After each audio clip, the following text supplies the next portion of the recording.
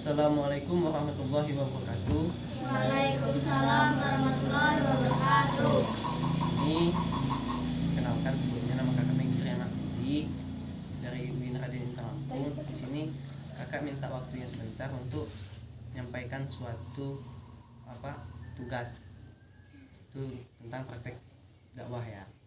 Di sini mungkin adik-adik semua mau ngaji ya nanti, jadi minta waktunya sedikit, nggak akan lama, nggak paling 10 menitan lah, kalau nggak 7 menit ya. Nah, di sini kakak mau menyampaikan suatu 10 perkara yang akan membatalkan sholat kita. Gak usah tegang-tegang amat nanti. Nah, di sini yang mau disampaikan itu yang salah satunya yang akan membatalkan sholat kita, yaitu yang nggak boleh itu berbicara. Maksudnya itu kita ngomong-ngomong pas lagi sholat itu tidak bisa. Kenapa? Karena saat kita sudah takbir itu kita tidak bisa berkata-kata atau bercakap-cakap, karena itu akan membatalkan sholat kita. Nah, di situ akan ada suatu hadis riwayat Muslim, sesungguhnya sholat kami ini tidak diperbolehkan sedikit pun ucapan manusia. Jadi di situ kita nggak bisa berbicara selain doa-doa untuk sholat. Nah, yang kedua itu adalah melakukan gerakan di luar sholat. Misalnya kita sudah takbir Allahu Akbar itu, nah kita itu tidak bisa melakukan gerakan lain kecuali dalam gerakan-gerakan sholat yang sudah ditentukan gitu. Misalnya kita garuk-garuk ini lebih dari 3 kali, itu tidak bisa ya.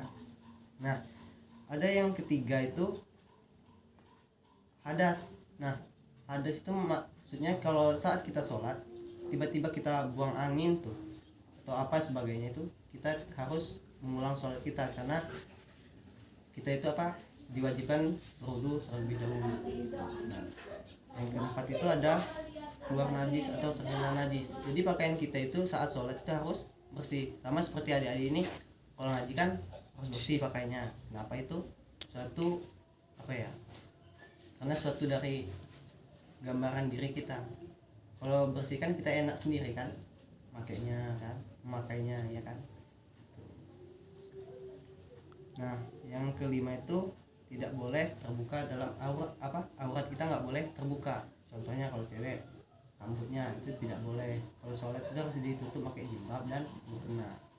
Kalau untuk laki-laki itu batas auratnya itu dari pusar ke bawah, itu adalah aurat laki-laki. Nah, jadi harus ditutup. Nah, kenapa itu harus ditutup? Itu salah satu keistimewaan dalam Islam, ini harus ditutup karena dia menghormati samanya. Maksudnya seperti siapa yang tadi namanya? Nah, Amel ini kan dia harus pakai jilbab. Kenapa? Ini dia cantik kan, nanti nggak tahu gedenya nanti gede apa, jadi ustazah kan nanti. Nah, ada ini dia ganteng pakai peci NU, pakai peci kalimat ini tauhid. Nah, yang keenam itu merubah niat. Di dalam sholat itu kita harus tentukan, ya sholat kan ada 5 waktu: subuh, zuhur, asar, maghrib, sama isya. Nah, kalau sholat subuh ya kita baca niat sholat subuh, tidak boleh mengubah gitu ya. Tiba-tiba kita sholat subuh, pas sudah sholat subuh itu mengubah niat kita pengen sholat ini, ya itu nggak bisa kan, itu tidak diperbolehkan. Nah, sama juga membelakangin kiblat. Kiblat kita itu tahu nggak di mana kiblat kita? Nah, Mekah itu di mana? Nah, itu kiblat kita itu waktu itu kan pas suatu nabi itu, waktu itu sebelum turunnya ayat kita menghadap ke Masjidil Aqsa. Nah, setelah turun firman dari Allah itu kiblat kita itu sekarang adalah Ka'bah. Jadi seluruh umat muslim di dunia ini saat sholat itu menghadap Ka'bah, itulah kiblat kita. Pada surat ini Al-Baqarah ayat 217 di situ sudah dijelaskan, maka palingkanlah wajahmu ke arah Masjidil Haram gitu. Yang kedelapan, makan minum. Kita kalau sholat sebelum sholat dan pas sholat itu tidak boleh makan minum ya. Kan lagi sholat, masa iya sambil sholat ibadah sama Allah sambil makan? Kan itu nggak sopan ya nggak sih? Nah, Jadi seumpama juga kalau kita sebelum sholat itu kita disunahkan itu untuk membersihkan pakaian kita segala macam, terutama gosok gigi supaya di sebelah kita itu tidak terganggu dengan bau mulut gitu. Yang 9, nah ini yang sering dilakukan oleh adik-adik di masjid biasanya ya, itu adalah tertawa saat sholat. Ada kan yang main-main lempar peci segala macem, nyenggol-nyenggol kawannya itu kan, itu nggak boleh, itu bisa batalin sholat. Nah itu tahu nggak siapa yang membuat kita ketawa? Setan. Nah, iya setan itu suka kalau kita tertawa nyampe buka mulut lebar-lebar, itu nggak boleh sebetulnya. Nabi itu katanya senyum, dia itu cuma senyum aja. Waktu itu pernah Nabi itu tertawa nyampe kelihatan di gerahamnya, itu pas saat tidak sholat. Ada beberapa pendapat ulama juga hukumnya batal kalau kita tertawa berlebihan gitu. Dan juga yang ke-10 itu yang terakhir, ini meninggalkan sholat, meninggalkan salah satu rukun sholat. Nah misalnya kita terjadi lupa atau tertinggal terus sholatnya kita ulangi lagi, itu sebetulnya bisa. Nah tapi seumpama kita emang udah lupa sama sekali ke sholat, itu kita namanya sujud sahwi.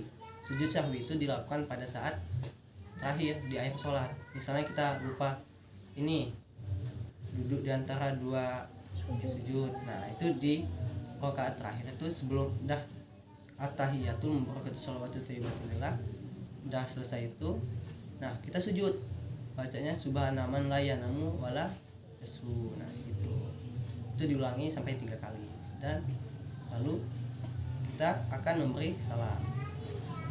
Itu mungkin yang dapat saya sampaikan. Terima kasih untuk adik-adik semua memberikan waktunya. Mungkin ada salah-salah kakak di sini dalam penyampaian, itu datangnya dari setan yang salah-salah. Yang kebenaran itu hanya datang dari Allah. Nah, jadi pesan kakak di sini, kita sama-sama memperbaiki sholat kita. Sholat itu karena sholat itu adalah tiang agama. Jadi siapa yang sholatnya baik, insya Allah kelakuannya baik. Jadi amalan yang pertama kali dihisab nanti itu adalah sholat. Kalau sholatnya bagus, maka insya Allah amalan yang lainnya bagus gitu kan. Jadi untuk adik-adik semua pas lagi kecil ini, banyaklah untuk mempelajari ilmu agama. Terutama jangan malas-malas sholat. Sebetulnya kita ini diwajibkan sholat itu untuk laki-laki itu di masjid, tapi kadang ada yang malas-malasan, itu sebetulnya itu salah sih. Kita itu emang harus di masjid seharusnya, karena pahalanya lebih besar kan. Mungkin itu saja yang dapat kakak sampaikan. Mohon maaf apabila ada kekurangannya. Kakak akhiri, wassalamualaikum warahmatullahi wabarakatuh. Waalaikumsalam warahmatullahi wabarakatuh.